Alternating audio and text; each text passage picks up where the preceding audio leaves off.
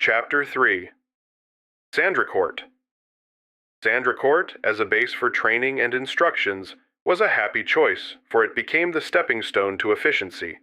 It must be remembered that all the men who had joined the service were youngsters and of good families, and most of them had had some business experience. In the French army, there is no such thing as luxury, and it is very hard for a person who has been used to butter, sugar, and cream to be deprived of them all at once.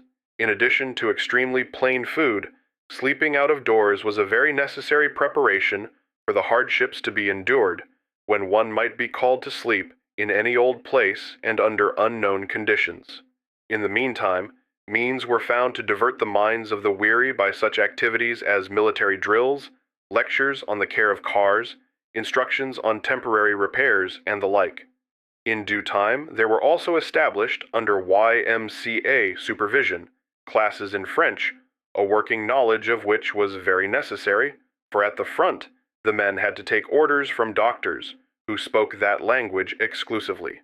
When Sandracourt was first taken over, it had to undergo a thorough overhauling.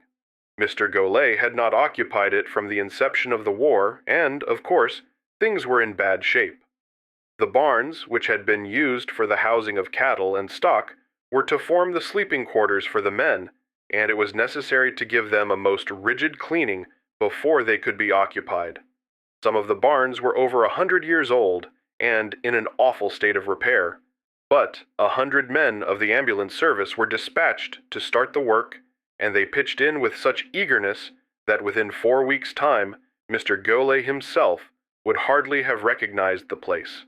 As sections left Sandracourt for the front, others came to take their places and carry on the work. During their stay, they received instructions in preparation for their own departure for the front. The fatigue work in our service consists of such tasks as carrying water, chopping wood for the kitchen, and waiting on table. Everyone had to take his turn at these different duties. It was amusing to look in on the various groups of inexperienced boys of the different fatigues. Many of them had never washed a dish in their lives, but no one was exempt, and each day brought different men to duty on different fatigues in accordance with a well-planned schedule. Details were dispatched each day to help the farmers in the vicinity with their work, all of which was good for the appetite and hardened the boys. Army food was so different, it seemed impossible to eat at first, but it had the appearance of a banquet at Delmonico's, after one had been out on a haystack all day or feeding a thrasher. Such was Sandracourt, the tempering forge of the ambulance corps, the place where everyone got down to bedrock and exchanged luxury for the essentials, bloat and fat for muscle, and irregular life for a rigid routine. Complaints flew thick and fast at first, but, after all, these seeming hardships were mild, indeed, compared with what came afterward, when enemy shell fire kept food from coming up, and service demanded that men should sleep in their clothes for days at a time in preparation for an immediate call. I often wondered if there were not a great many fellows who longed for Sandracourt, with its vigorous, enforced rules and discipline. In preparation for the assignment of a section to a division, 40 men were chosen from Sandracourt and placed under the leadership of a chef and sous-chef. 2 men on a car and 20 cars constituted a section. This section, when completed, would then be sent out to one of the large automobile parks located somewhere along the front where cars were supplied. 2 mechanics were assigned, as well as clerks and cooks.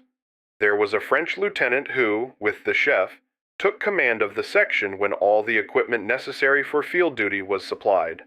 When the section left to join the division, it was assigned to whatever position that division then occupied. After arriving at its destination, the first thing the section has to do is to establish a cantonment. This is generally an old barn or a demolished house, 8 to 12 kilometers behind the line, and it must be central to all the portion of the front that the division is to occupy.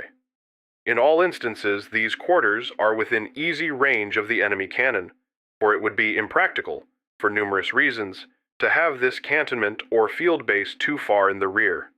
The greater the distance, the greater the time required to answer emergency calls. Instant service is the watchword of the ambulance man. for he can never tell what a few minutes' loss or gain may mean in the saving or the losing of a life. Located at different intervals all along the front, just behind the first-line trenches, are abris, in charge of which there is a doctor.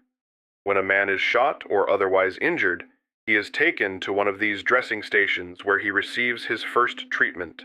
If he is slightly wounded, he is kept there until night, in the event that the nature of the terrain does not afford security to an ambulance in coming up to take him to the rear.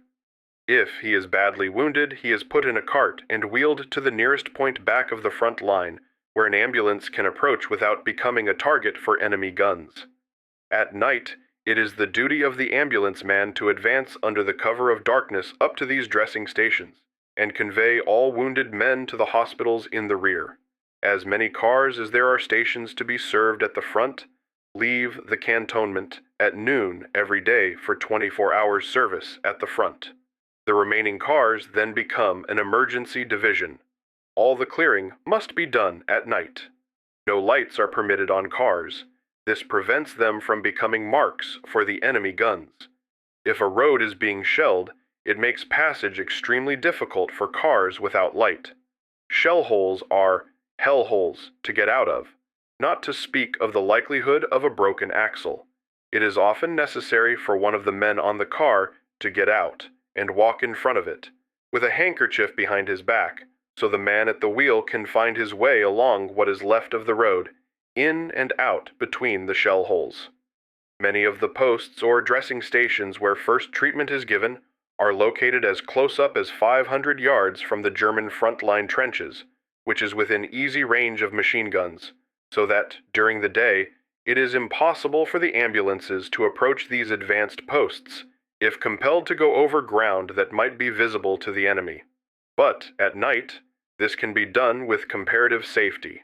It is an erroneous idea that the ambulance man goes into no man's land to pick up the injured.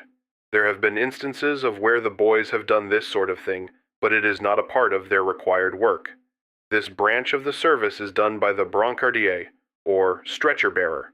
In most instances in the French army, this service is made up of musicians. The injured are conveyed back through the trenches and placed in the waiting cars, which take them to the rear. The trips to the hospital with emergency cases are sometimes very trying to a sensitive driver. A man on a stretcher, shot through the abdomen and suffering unbearable agony, shouting, "Tout doucement, mon Dieu, tout doucement." Go slow, my God, go slow. While another man, with both hands off at the wrist and realizing that only a quick trip can save his life, screams, "Vite, conducteur, vite," meaning fast, driver, fast, will tax one's powers and sympathy to the limit. Another screams incoherently from sheer pain. It is the desire, of course, for the man at the wheel to do each man's bidding, but, under such conditions, the pleadings of the unfortunate must be disregarded.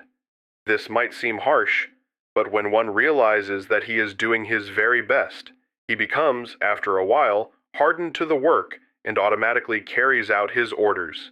Each car, as it goes to the front for its 24 hours service, is allotted food enough for the two men, which they cook on any such improvised fireplace as conditions permit.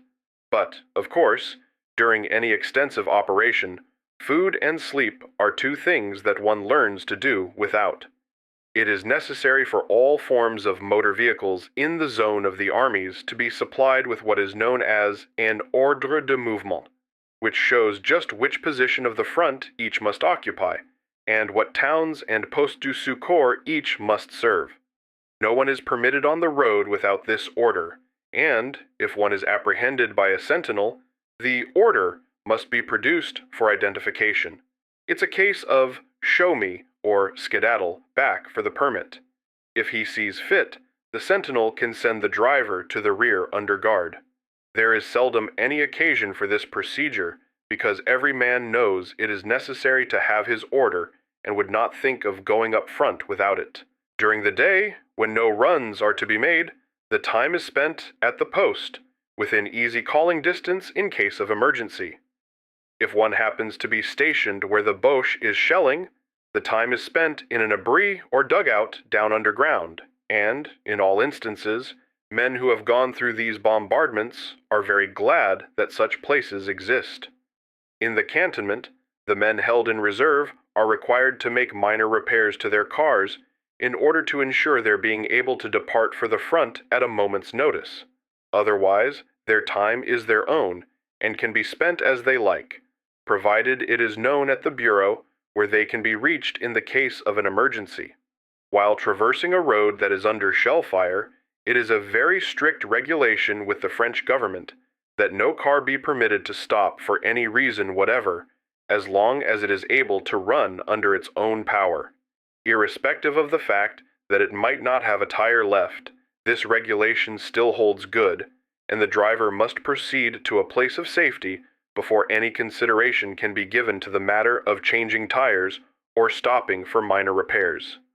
Whenever a road is being shelled, it generally gives the men on the car something to think about, and only actual experience under such shell fire enables them to become expert in their judgment as to slowing down or shooting in the gas when this condition is met with.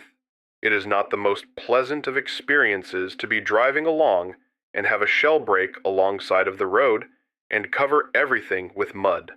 But all conditions are met in a more or less matter-of-fact way when one is continually forced to accept them. Life seems a matter of fate, and little attention is paid to bursting shells. As the cars are relieved at the front at the end of 24 hours service, they return to the base, making calls at the different postes du secours on the way back, picking up the malade, sick, for everyone carried in ambulances is not always wounded. With large armies in the trenches, there are a great many cases of sickness that must be taken back to the hospitals in the rear for treatment.